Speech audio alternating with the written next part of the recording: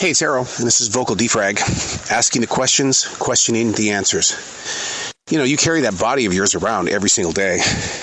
You buy it things, you feed it full of good food. Sometimes the food sucks, but you still give it the food.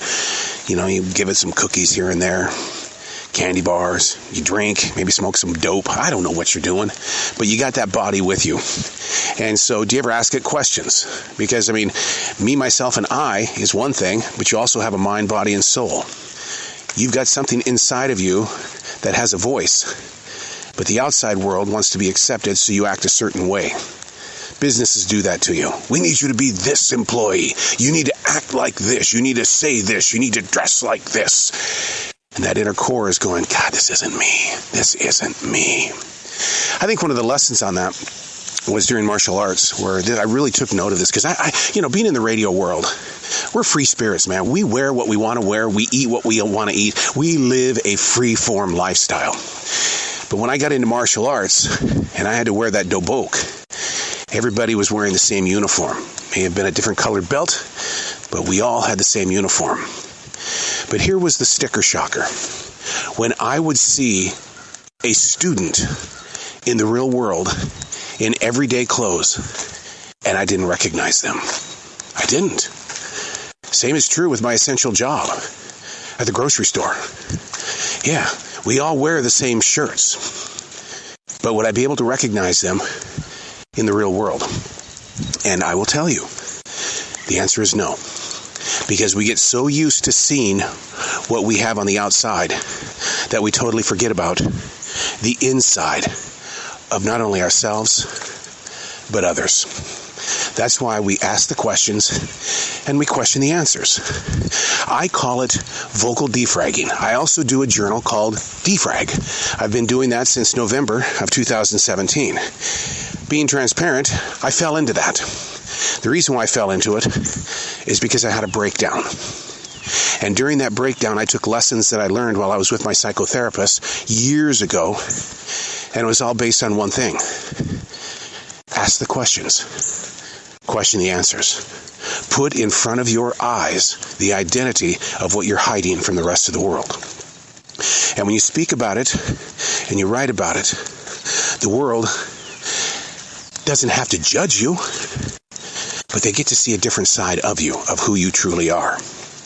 Yeah, it's very difficult for me to go to this essential job that I have as the real person that I am, because people have this identity of who they think I am or who they try to put me into becoming. It's not an easy walk, because businesses are businesses and research shows this and you know, friendships say that, and nobody wants to be ghosted, but it does happen. And when it does happen, well, sad situation is that it changes your formation, and that person inside of you is going, all right, I'm out of here too. Ghosting yourself. That's why I defrag. I can't ghost myself. This body has been with me for all of these years, and it's going to die with me. Same is true about you. But do you know you? The only reason why we get together like this is so that I can help you understand how important it is to ask the questions and question the answers. I'm not trying to say that I am greater than anybody, because I am not. But I had to make a change. And in that place of change, I had to start asking questions. And from those questions came answers, and I questioned those answers. And if you think that I'm alone in this, you are so sadly mistaken, because you yourself go through this all the time. When we go for these walks, these transition walks, and I believe that we should all take these transition walks, we all go through mindsets and mood swings, and we agree that, okay, well, today the rain is falling, so I'm going to feel like crap. I'm going to sit around binge watching some TV while eating chocolate ice cream. Oh, it's a crappy ass day. I'm going to do this. Well, that's your choice. And that's the thing about it. If it's your choice to do things that make you feel like crap, then you live with it, right? I mean, you just got to go with it, because it was your choice. My choice on this rainy day, Memorial Day weekend, I mean, it's only 54 degrees out here. May, 54 degrees. It's raining. It feels like it should be snowing. You hear the wind? The rain is, oh, my dog is shaking because it's raining so freaking hard. I'm going to have a wet head by the time I get back. It's a choice. I came out here because I need to listen to the transitions. We need to study our transitions, to ask the questions of why did I go into that mindset? What triggered it? How can we keep it from not happening again? Or if it was a day of victory, how can we do it again without expecting it to happen? I quit. Hang on. I know, baby. No, back up. Oh, it's a dead. I'm so sorry. One of the things you will never. Hang on, I'm having a moment. Oh, no. Hold on, please. One of the things that you will always learn about me is that when I come across a dead animal, it's through my Native American spirituality that we find peace for that animal, and it's not in the middle of the road. It's a baby. Oh, God, it looks like it's a baby possum. Anyway, you see how it changes that way? The mindsets, the transitions. I'll carry that for the rest of the day. Sitting here talking about going through transitions, and I come across in this forest a dead baby possum. I'll write about it because I've got questions. Why did I come into this moment? What did I learn from this moment? What I really wanted to talk about today was a situation that happened to me last night at the essential job. Those moments that you don't expect, and those moments that other people would ignore. Because my security last night looked at me and he said, I would have just told him to get the hell out of here. It kind of reshaped my thoughts of my security. To tell someone to get the hell out of here? Let me go deeper into the story. A man that I have seen many times comes walking into the store. He's got a gash from his forehead, down his nose, onto his chin. He's trying to be as playful as he always is and has been. And then all of a sudden, right there on the main drag in the store, he bursts out in tears. I mean real frickin' tears. He says, I'm hearing voices. I fell on my face. I tripped over my feet. I'm hearing voices. They're yelling at me. They're screaming into my heart. Oh, well, you know what, dude? I can relate with you on that kind of stuff because I go through that daily. I just don't have the mark on my face. But is it coming? Is it? I held him.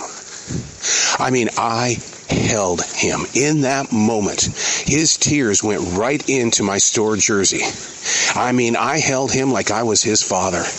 And I told him, no matter what you are going through, in this place that you stand, every person loves you. One of my good friends says, did you take out your smartphone and record the conversation? And my comment back to him was, there are certain things that might look to be a moment of, oh my God, we're reaching out to people. And then there's a moment like that I believe deep inside my heart is nothing more than a seed. Holding that man, 63 years old, in my arms while he cried for about 5 minutes because I wanted him to know that he was loved. Ask the questions, question the answers. Defragging gives you the opportunity to kind of put yourself in a moment of, how the hell did any of this even happen? Compassion, faithfulness, trust, the confidence to be able to be caught by the eye of a passerby, holding on to a man in tears with a large gash down his face. I'll write about it for a long time because I think that whatever universe you believe in and I believe in planted that for a moment. Because as long as I was in my radio days, my world was what I imagined. I never got to see listeners unless it was a paid, personal appearance. And even then, candy-coated plastic bathroom mirror smiles. But I didn't go out there into the community like I'm in the community now. It's taken years to be able to have a moment where I got to hold that man. We'll learn from it.